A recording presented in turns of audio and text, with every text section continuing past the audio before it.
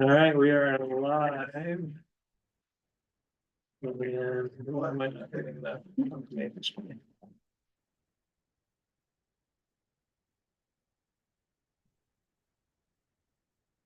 All right, tree board workshop is live.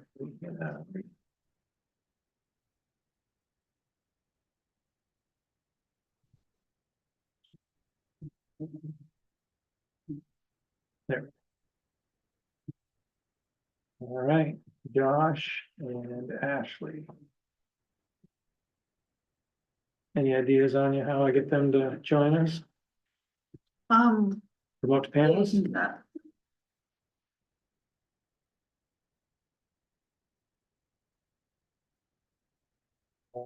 Just kick them out or? No, there should be sure. There might be the view that you have on.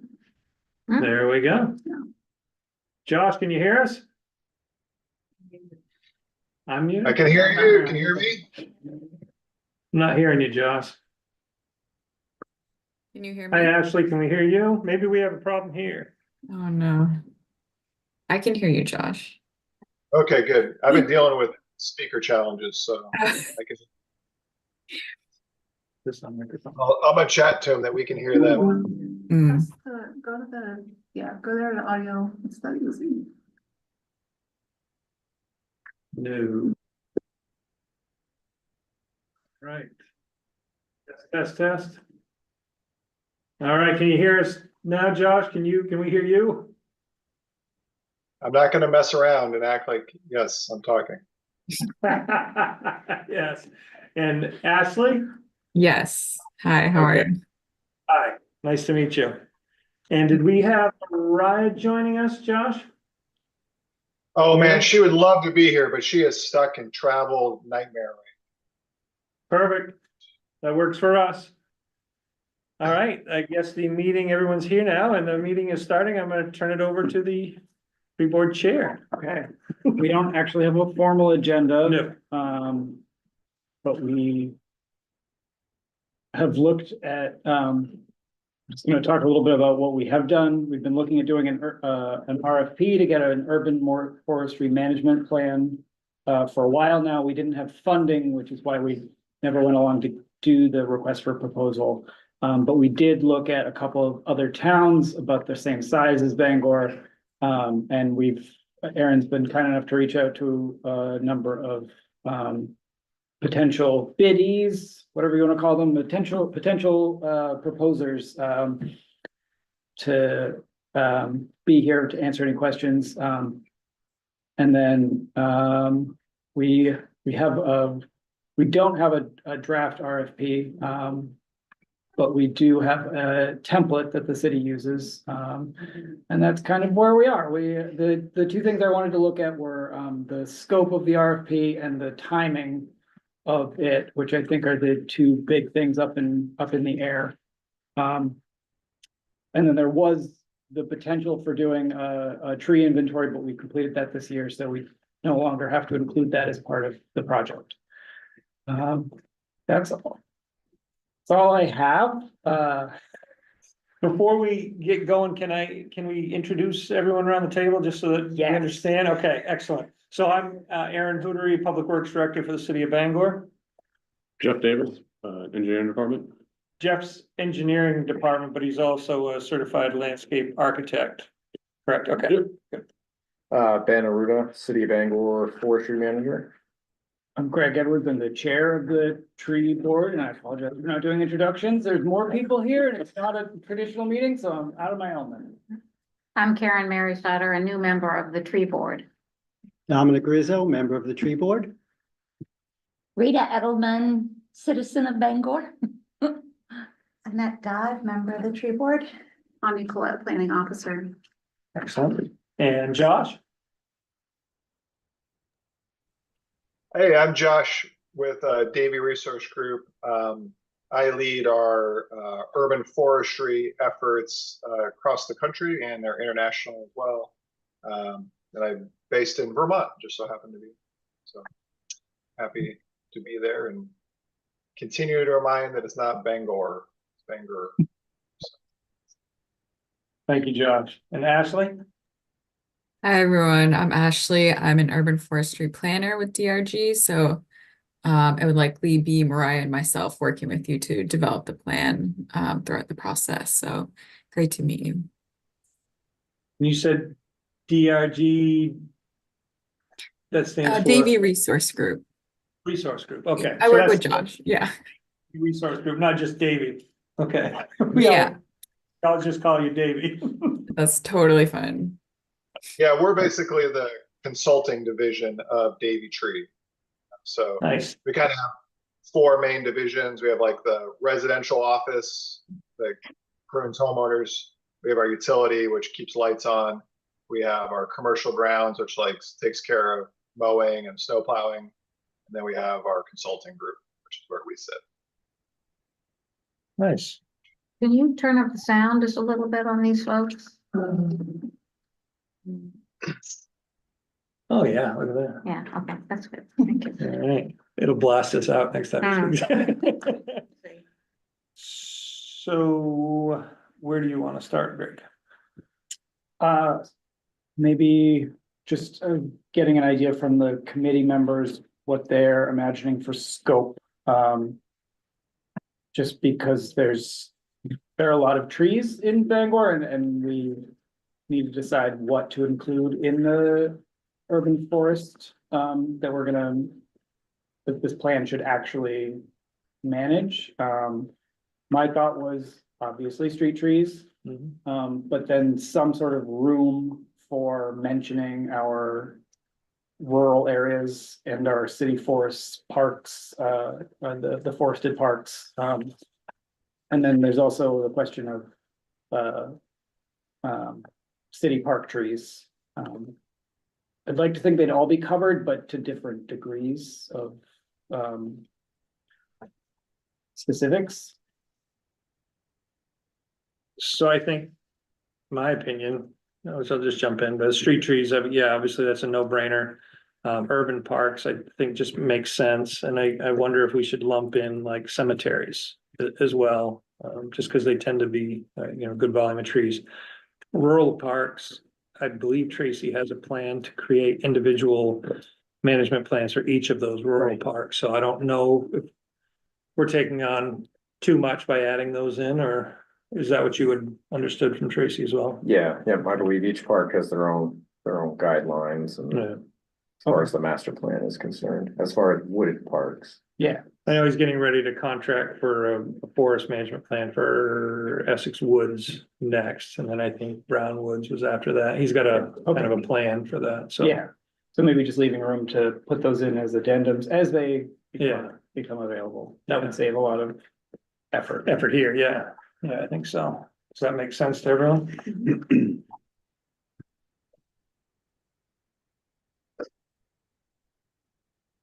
And then, one big question is who's gonna write the RFP? Whether that's gonna be volunteers on the committee, someone at Public Works, or the finance department, because they usually do some of the procurement. Yeah, I would say that traditionally staff writes the RFP, works with finance, procurement officer, whatever. Jeff Yeah. called, yeah.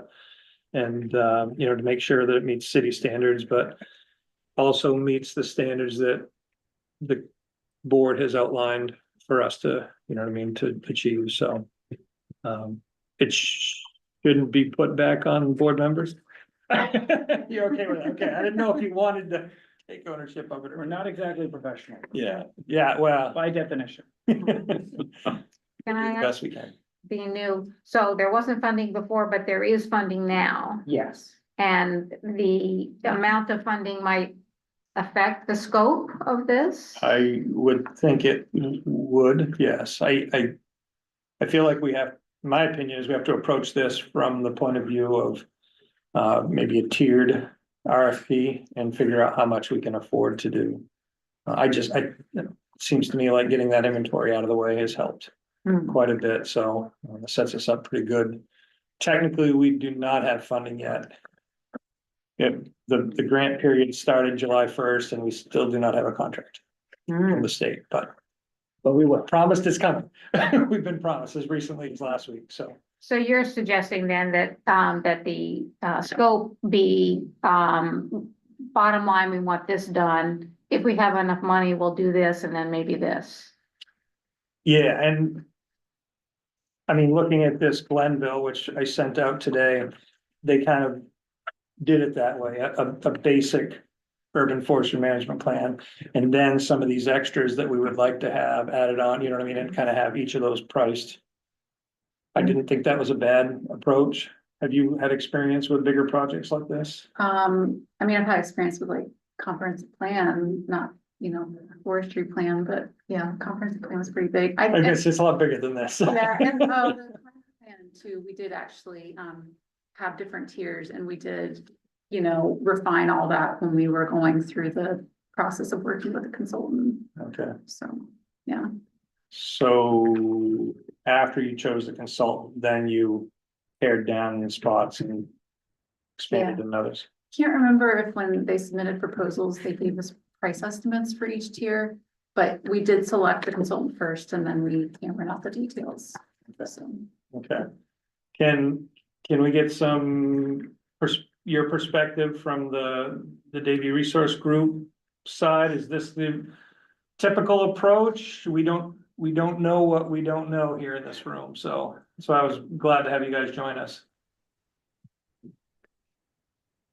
Yeah, actually, I'd be happy to answer that. So, kind of a couple things have been bouncing in my mind while you've been talking, but the short answer to what you were just talking about is, it is very common for us to see an RFP of some sort, an RFQ or something, and have it be very ambitious, and then, kind of submit a proposal based off of that along with our own reaction and thoughts, because you might ask for something that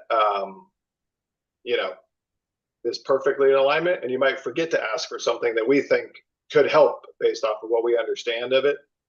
So a lot of times we'll submit proposals that kind of meet the scope criteria, and then we'll also usually propose, if applicable, some possible either alternatives or additions or enhancements or something, and historically what ends up happening on a management plans process like that is, the evaluation committee will look at all the proposals, and then you do interviews, narrow it down to a handful, 1 to 3, do an interview. And that's a chance to really, for the vendor to explain their thought process and for you guys to get a better way of comparing apples to apples a lot of times. And then we do almost always a final kind of, you get okay, we want to work with you. We like your approach. We like what you're doing. But let's nail down a final scope, for that. And then we go back and forth on that and kind of understand what the budget is, understand maybe what the time frame are, and then get to a scope that we both agree would be the right scope for the project. Does that answer your question? Yeah, I think it's very helpful. Yeah. Does the grant have any requirements? Is it qualification based or is it price based, We haven't seen the contract yet. I mean, that will change what we can do. If it's qualification based, we can't see the price. So a price will have to come in a separate envelope kind of thing. You go through the qualifications, interviews, then you select someone, then you open up the price, and then you negotiate. I read nothing about Okay. that, so I do not believe it's qualification based. That makes it easier. Yeah, yeah. So, but you can follow the same process a little bit, but you see the price up front, then Yeah. you kind of select an RFP, we'll have to list, our selection criteria. Yeah. And then we can say it's not just price, it's qualifications and blah, blah, blah. So then you can negotiate with whoever. So I think what you're describing is our typical RFP process is really price based. And if you're gonna vary from the lowest price, then you need to have justification to bring back to council and say, well, we suggest that we choose this vendor that costs a little more, because our request was this and they're offering, you know, all of this, whereas the other ones didn't, or during the interview process, there was some value add there that we didn't identify during. Yep. Just present that justification to council is the way we generally approach it. Another question about scope. So you had an inventory done, and I wonder maybe these folks can say, well, they're often, I think people want to work with their own data collection. How would they feel about working off of somebody else's data collection? Can you guys speak to that at all? We did do an inventory last summer with School of Forest Resource, University of Maine School of Forest Resources students. 2 master's students and 2 undergraduate students who created the tree inventory in our GIS. Using ArcGIS, it's not an iTree. Is that an issue for you, or for you potentially see it for other vendors? We see that commonly, and it's certainly not a problem. We might have a couple of questions about their methodology and what their categorizations mean. But as long as we can connect with them over getting clarity about that, then we're happy to work with that. So is that something you would suggest that we include the data points that we gathered, like DBH and tree condition, include that in the RFP so that a bidder understands more clearly what they're working with for data? What do you think about that, Josh? Yeah, I think it's a good idea. You don't have to include all of it, but you could say like, I mean, you could include all of it depending on how you want, but you could include it and you could say, it's very common. We'll see like, we have an inventory done from this date that includes this amount of trees, and these are the data fields that were collected, you know? Like that's a very common thing we see a lot of.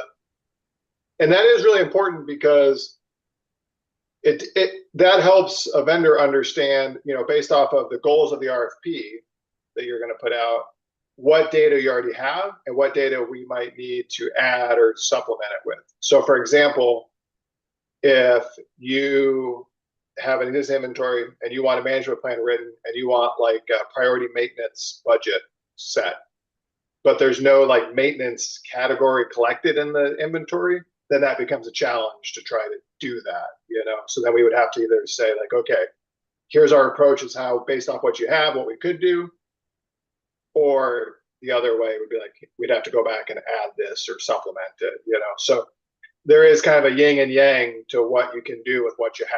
If that makes sense. Yep. Yep.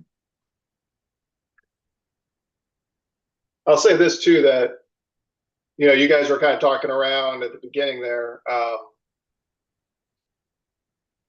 You know, there's kind of a different, like, it's just a nomenclature thing, a little bit semantics, but, you know, a lot of times we do management plans, which are kind of like more operational, you know, public works, parks kind of driven 5-year activities, right? It's like prune these trees this time, do this here, update this ordinance. Like it's kind of like an operational one. But then we also do a lot of master plans, which are like a little bit higher level, more longer term, like 25-year kind of vision of like, where do we want this to go? So and that involves like, a lot of times those involve like public meetings, community meetings. We're getting feedback from the community and we're engaging, you know, allied organizations or certain groups in the community. And why I bring that up is the quality and the importance of like an inventory is more relevant on like that operational management plan one, because that's a really data heavy driven kind of plan versus like a master plan where it's still got data in it, but like it's not meant to be like a day-to-day or a monthly budgeting thing. It's more of like an alignment exercise. So the information in that inventory is less needed, if that makes sense. But we start looking at like like you were talking about, you have the discussion earlier about like what areas do we include? Do we include you know, if you want to start including like private trees, like that's really common in a master plan. We're looking at tree canopy and we're thinking about how we can make like an equity analysis and, you know, and like doing that type of exercise. So I just wanted to kind of help with that a little bit too. Yeah, that's super helpful, I think, to me, to differentiate. I don't know that I was really thinking of those two differently, but where was our mind at with this? Between those two? I think we were kind of leaning towards, from everything we were talking, kind of a higher level. Okay, good. Because that's what I was at too, and I was Yeah. wondering. I mean, we can specifically identify the problem areas that we all know we have, like as far as invasive species and poorly placed trees and things of that nature on a day-to-day. And Yeah, I think from a planning standpoint too, something that was really important for us to get out of it was the equity analysis, like you mentioned, really looking at areas where we have very few trees and we have a heat island effect Mhm. that we want to mitigate. And then also looking at the species we're using. I know like we're already making great strides with that, but I don't know if we want to look at having like a set list. And then New York, I know, has actually really specific requirements for the location for each species, like size of the planting area, Yeah. all these kinds of things. And I don't know if that was something we wanted to. yeah. So Josh, we had specifically talked about canopy, an assessment of canopy. That was one of the things I had down for a note, that we do not have that data in our inventory, but looking at that socioeconomic sectors of the city and you know, what it looked like. So I feel like we've all been talking about a master plan versus an operational management plan. Yeah, and Awesome. admittedly, they can become kind of gray in between, you know, like in California, we do a lot of management plans that are master plans just because of the way their grant is set up. They're not allowed to call it a master plan. So yeah, I don't want to get too hung up on it. I think you guys are hitting at that right spot though, like that higher level opens up more analysis for things. How's that for eloquently said? Who's raising their hand? Oh, Kenny's here. I'm just gonna add one more person in. Kenny, I'm sure you can hear us. I'm promoting you over to panelist so that we can meet you.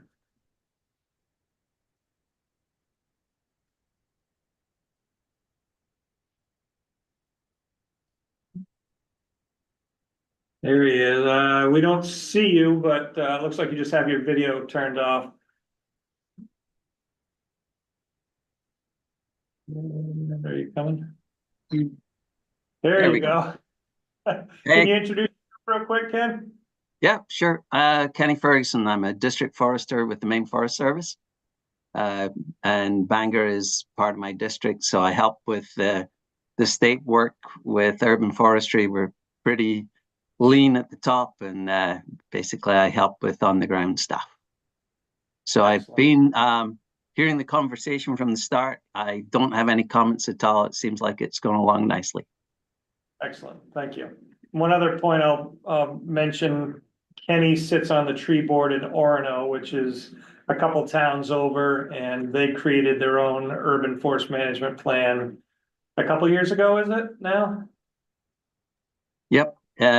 Basically, I had an inventory done with the University of Maine folk. We did use iTree. We've got it in our GIS, and using that as a tactical, work-a-day operational thing. And the town is actually just going through a comprehensive plan review as well at this moment. Excellent, excellent. So I thought that was a neat perspective from his position as state, but also as a local town, a neighbor, so. All right. Where we going next? I feel like I'm talking too much. This is Yeah. All of this is useful information. I don't know what questions to ask. I think maybe you want to talk about like what all you want to include in the RFP as far as what you're hoping to get out of the project. So maybe you can go with that. Sure. Yeah, So, we already touched on some things. yeah, do any of the committee members have thoughts ideas or residences?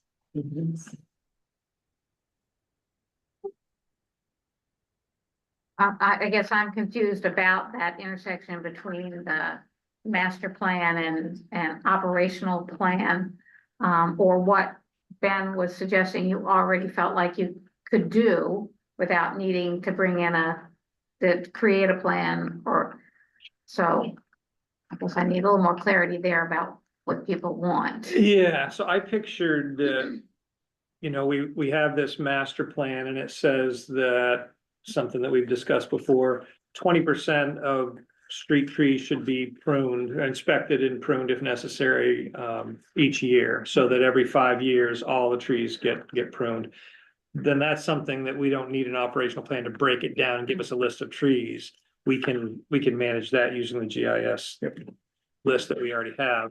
But having that recommendation that 5 years is the appropriate interval versus 7, 8, 10 years, you know what I mean? Something along those lines.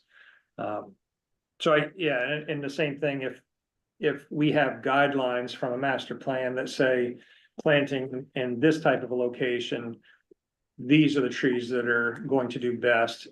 Now we can take that information from the master plan and implement it when it comes time to plant each spring and fall, that type of thing. So I think we were trying to say, let's not get too far into the nitty gritty on what to do with the people each day and focus more on the bigger picture, what's going to make the city of Bangor successful in their canopy coverage and tree growth program. So if that makes sense. It would be nice to see as a high level item, what our general staffing needs might look like to be able to keep up with a plan, because I've just heard forever that we're understaffed, but I don't know what the correct staffing level should be. Is that something a master plan, Josh or Ashley, a master plan would recommend for this many trees and these typical activities? We recommend X number of staff hours, or? It can, yeah, I mean, we can do it a number of ways. We can do like a peer analysis, so you look at cities the same, relatively same size with the same density or quantity of trees, and see kind of what the spend usually is or how they're made up. Sometimes we also can do like what we call an operational review, where we come in and we interview and talk to the different operational team members, and sometimes there can be some recommendations that come out of that through just how the current operations are working. So yeah, it definitely can be a part of it.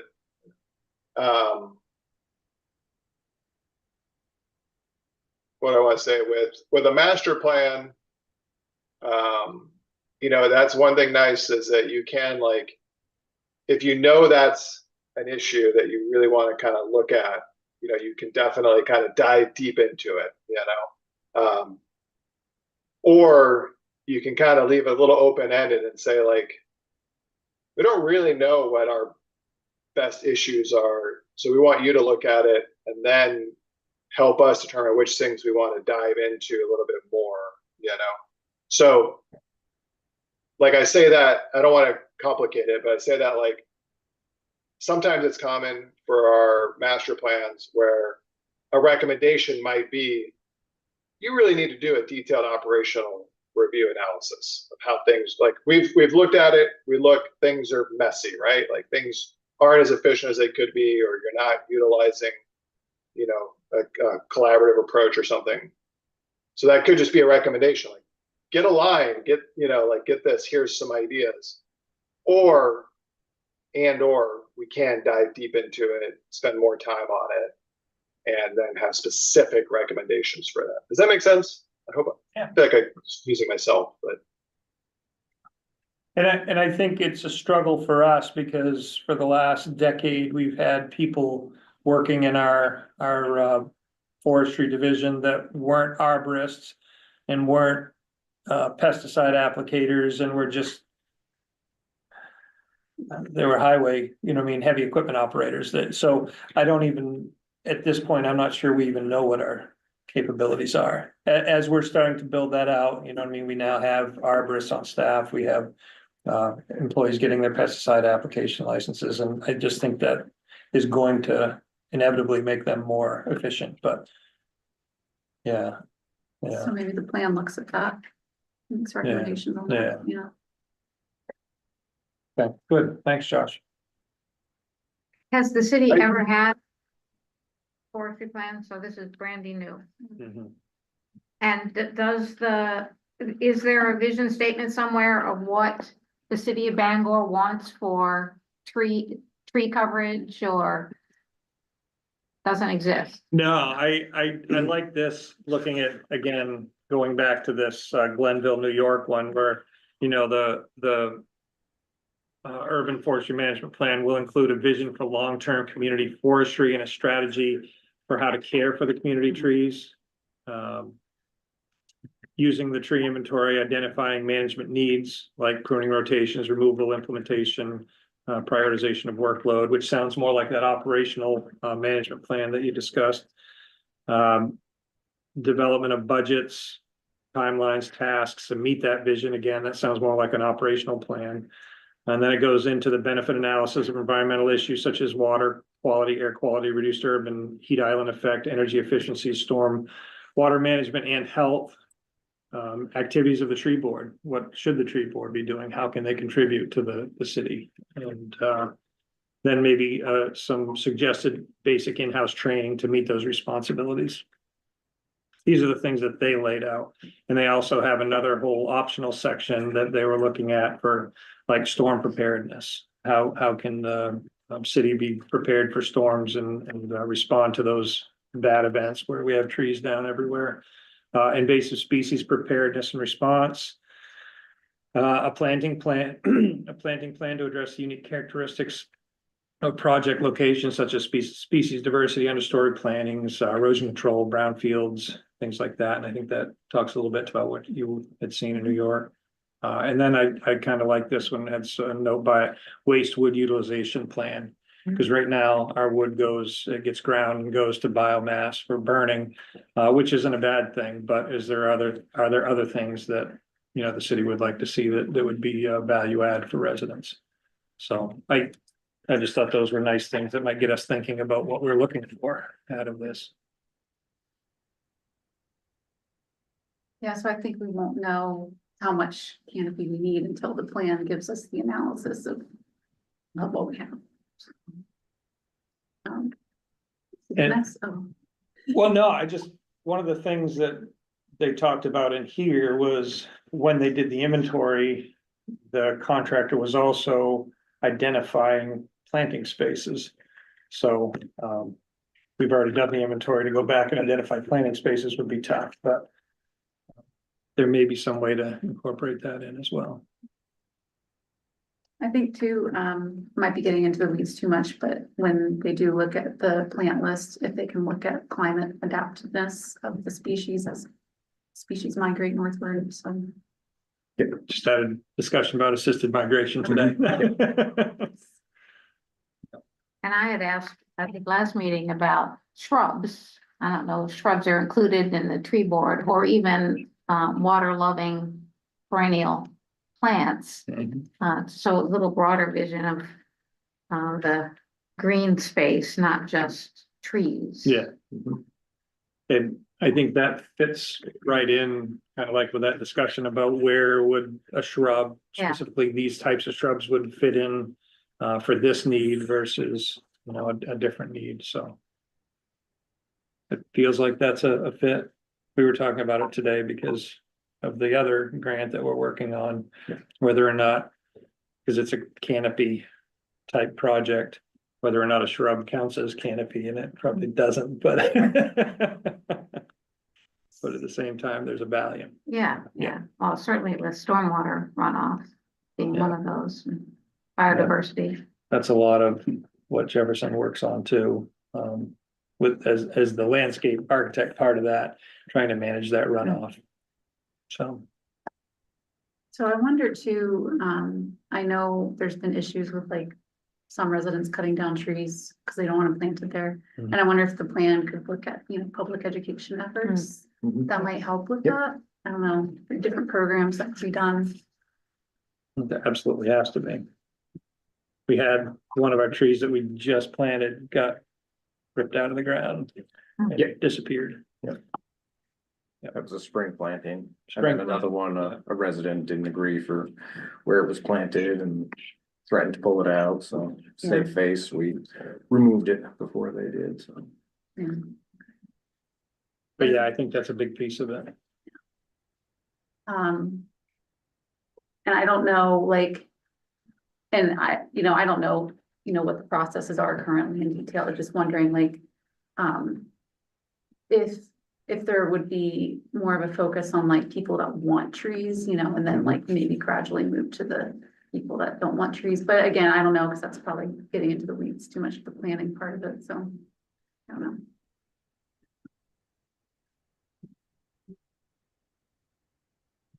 I don't know what that, I don't know how that would work. Although people are very quick to tell us that they don't want a tree as soon as we mark something for tree planting, so.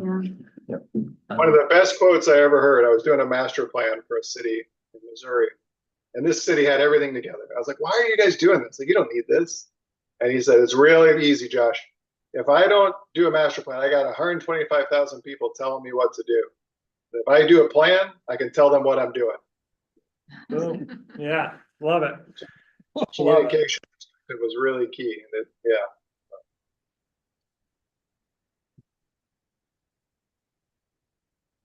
Yeah, and it does. It gives us, when we go to full council to request support for something, we now have a plan behind us. So I think there's a value to that as well.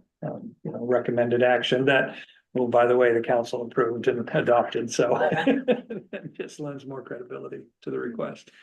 Well, the comprehensive plan has some language about trees and canopy and planting, and so that's already been adopted, right? Yeah, it's pretty general, and this was one of the recommendations, so that helps. Yeah, and if we can get like, with the equity analysis showing where we have the areas that are underserved that don't have the canopy, that's like prime territory for grant funding in the future. So that would be great to point out.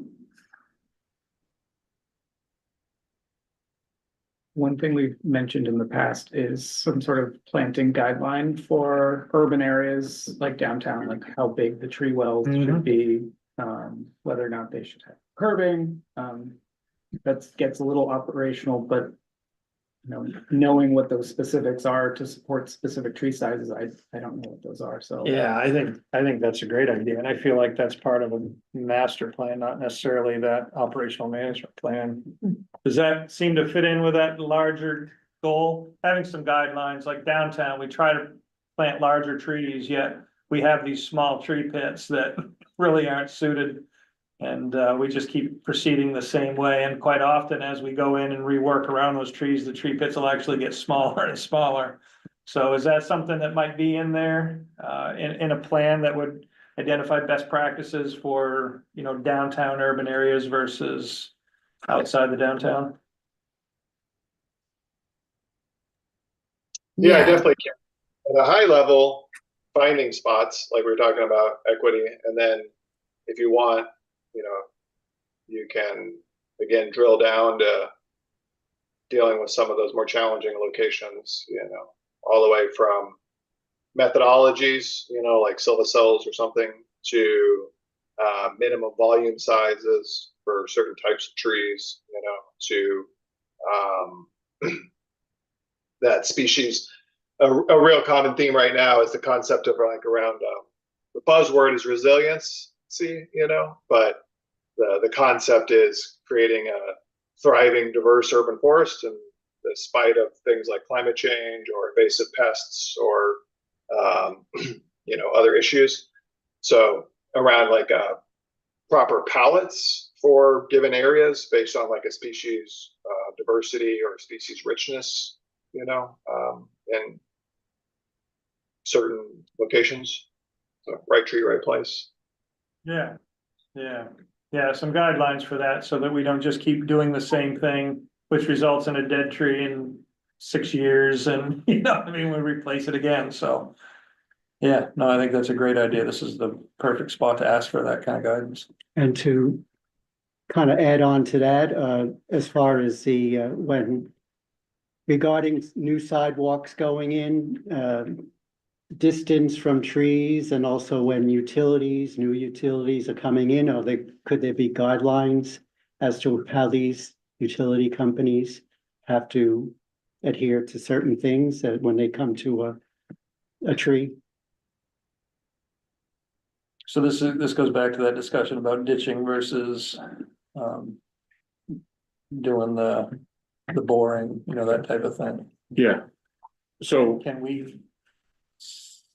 I don't know if that's the right place to be mandating. yeah, I don't know if this plan is, I mean, majority of the city, the infrastructure's already there. It's replacing, fixing what's there. But you know, Bangor Gas is continually, but they have moved into boring, and when they come get a permit, our on the permit requirement is to stay out of the drip line of the trees. If I'm not always there, does it happen? But so we set standards like that, so you're not ripping right through the root system. But yeah, I don't know, you know, I foresee that as probably more of a permit standard, maybe more policy than, I mean, we can maybe at a high level make some recommendations. Yeah, that's what I was thinking. Could we be flexible also with that 5-foot width of a sidewalk? I know that's ideal, but there are certain situations where they're either digging into someone's front yard a little bit to get that 5 feet or Yeah, hitting against a tree. And we do replace sidewalks, so they're replacing narrower sidewalks with wider ones, which does away with the esplanade in a lot of situations. So we can't plant anything there, even if it's grass or a little shrub. So maybe this is not where it's going to be included, but at least could we be aware of stuff like that, be flexible with? yeah, I would hope that a plan like this would have recommendations along those lines, but. Yeah, I mean, yeah, I think we'll get there like once we start the planning process, but I do just, you know, want to note accessibility requirements. But, you know, again, getting the weeds, just maybe like, I'm wondering if there's flexibility with like the shape. You know, it would be weird, but maybe like have it curve around a tree. I don't know. Where it does go on to private That's not property. uncommon, I mean, that's, Yeah, I've Yeah. seen that done, actually. yeah, it's just a lot of times it's private property on those tight streets, so Yeah. now we've gotta have an easement to take that property and. Yeah. But it seems like this would be a great document to have some guidelines for that, or some recommendations, best practices for that. yeah. And I don't, back to Karen's point about having a more diverse esplanade where you might have shrubs, you might have different levels of canopy. We have a very rigid, and I think it's land use planning, like what can be put in the right of way. If we could have some alternative options in terms of what people are allowed to do so that we could actually create an actual urban forest instead of just a single standalone tree. I don't know if that would come from this document or from land use planning, but somewhere where, you know, it would be okay if there were different level trees and shrubs planted. It might create more maintenance, but, you know, maybe not if it creates wind resistance. I'm not sure Yeah. what that would look like. Is that typically within the scope of a master management plan? You guys think? Ashley, you want to take that? Yeah, I haven't seen shrubs necessarily included in depth in our plans. I'm not against finding a way to include them because I do agree that alternatives are needed in some cases. Of course, we could make high-level recommendations such as, you know, changing your policies to allow this, But yeah, happy to flush that out more together, but I don't often see it, so I can't really point you to an example. So. We did it in Miami Beach, Florida, where we worked with a local landscape architecture firm to come up with some. Their primary focus was on they're raising their streets because of coastal flooding issues and stuff. So they wanted like a new vision for their streetscapes, you know. So what they did was we worked with them to pick, I think, like 6 types of roads and work to create some planting vision. Can't remember the words they used, not boards, but like what a different type of planting could be. They're trying to get rid of, they're trying to stop planting palms because they know they need more like stormwater intercepting and shading type of species, you know? So looking at that. So it's not the most common thing in the world to get like that kind of view type in a master plan, but it's possible. So I thought there were line of sight issues with having shrubs in the Esplanade, and that's why we didn't want them there. Yeah, I mean, you're sitting in the car, you can't have anything in, you know, so, but there are growing shrubs that fit that. I mean, we do it. Right. And we're already, again, this goes back to staffing, but we're overwhelmed with pruning requests because the trees are touching my house or that type of thing. And now we're gonna add on bushes that, oh, these are sticking out in the road, those need to be cut, and oh, they're blocking the sidewalk, so those need to be cut. So now we've added that much more maintenance on.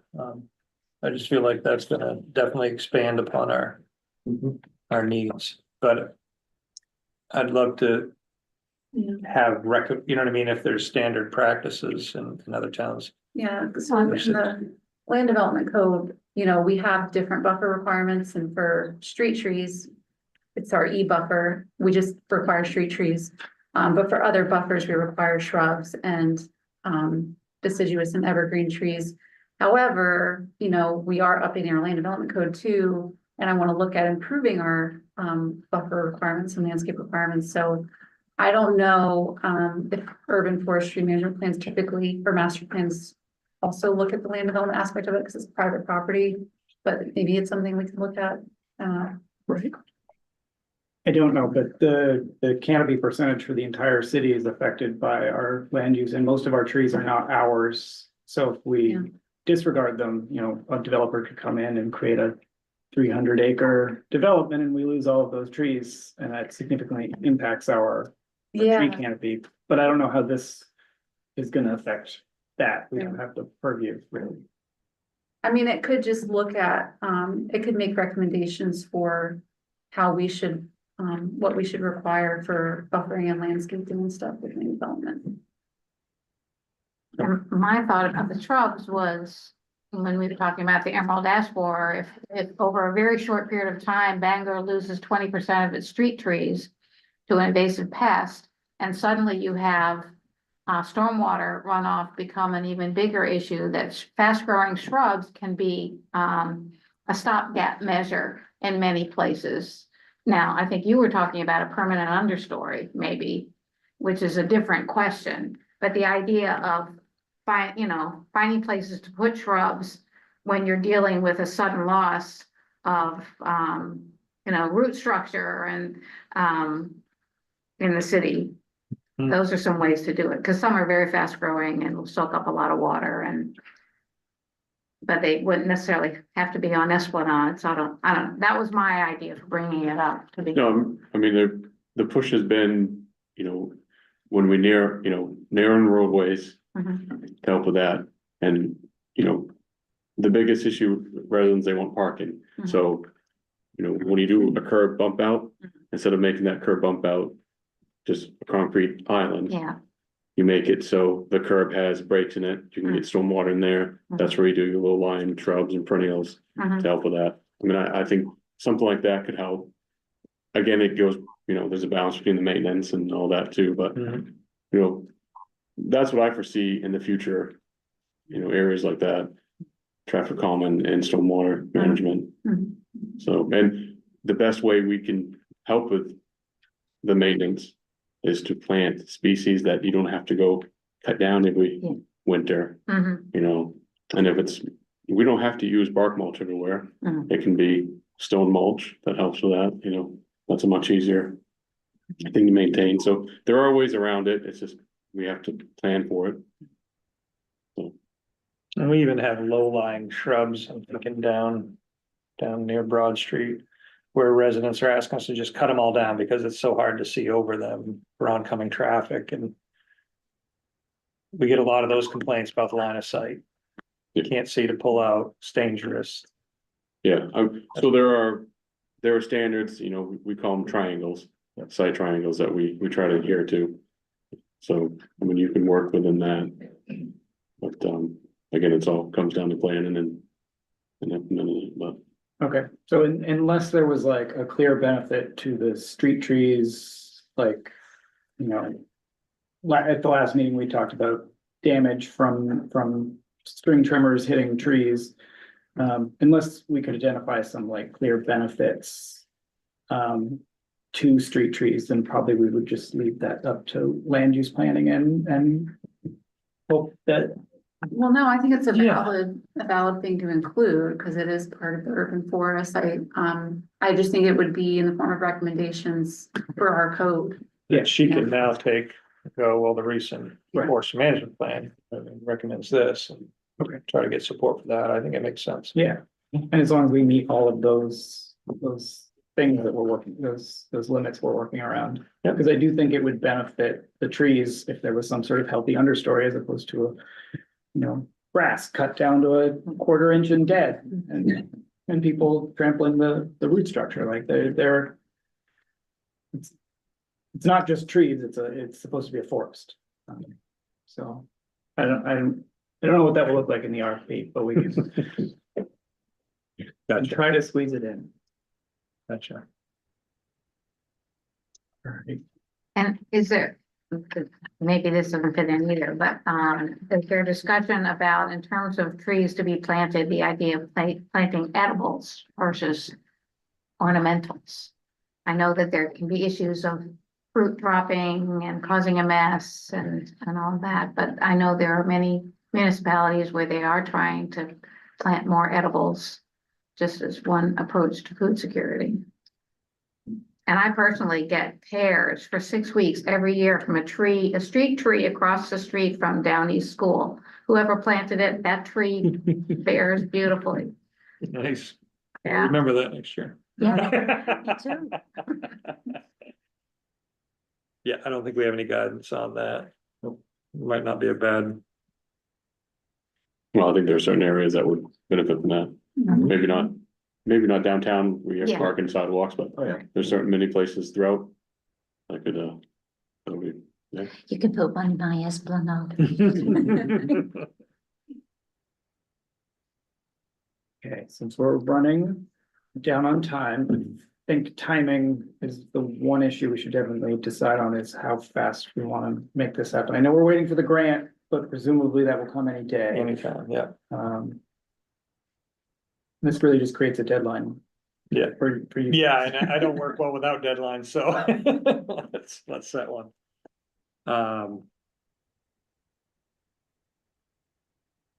I would think in a month we ought to be able to come up with something. Want to double it just to. Get past the holidays. Yeah, like early January, we. Yeah, we back reconvene. Yeah. To look at an RFP and make any tweaks. Have a draft to present to the tree board. I'll say this too, just while you're thinking about that. I don't know, Aaron, what the time frame is on getting the project done with the grant, but usually a master plan, Ashley, what it takes anywhere from 9 to 15 months, kind of depending on how much field work needs to get done, if you want community engagement or not, how many reviews you want done. So, yeah, a management plan itself usually takes a lot less time, because again, that's just data analysis that can be 2 to 3 months. So I'll just throw that out there as you're thinking about it. Feel like it was a 2-year time frame on that grant? Do you remember? Oh, I don't. I almost think it was a 2-year time frame, which started July 1st. But it might have been 3 years. Either way, January, we're still 18 months and we get that wrapped up and get something out early first quarter. You know what I mean? I feel like we're still within the time frame. Yeah. Yeah. Yeah, I can't imagine we'd run out of time on the grants. All right, good. That's helpful. You'd ask me, I've been, 3 or 4 months. I have it done. Yeah. So thanks, Josh. So, The effort it takes, but the process takes longer. don't we have a meeting in January? Scheduled meeting? I don't know if we scheduled past this year. I feel like we did the January and then stopped, but maybe not. I could be wrong.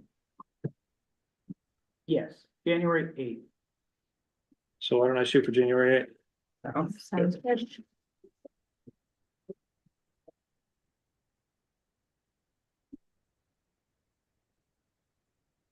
Have it, yeah. Is that at 5:30? Yes, 5:30 to 6:30. Thank you. You good? Anything else? Any closing thoughts from Josh or Ashley?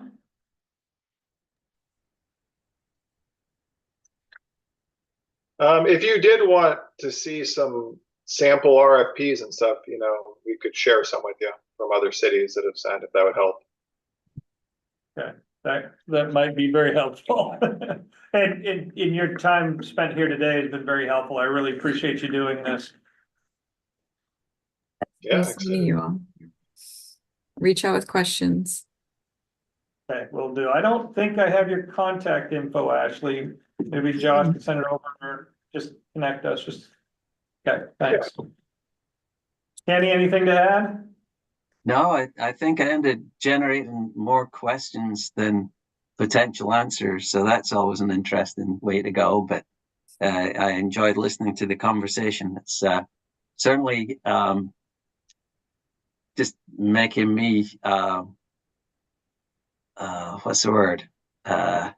Interested to see how it will go. Good, It's good.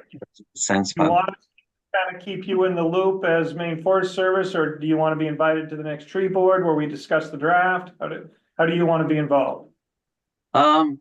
Maybe as a Orono tree board versus the Maine Forest Services, if you ask me questions on that element, I'll be going, well, hold on, I'll get back to you. So, yeah, I'd like to, just in terms of my own understanding of how this is going, if others, towns in my district have similar questions, I might be able to help them. So if you don't mind, I wouldn't mind continuing on with you.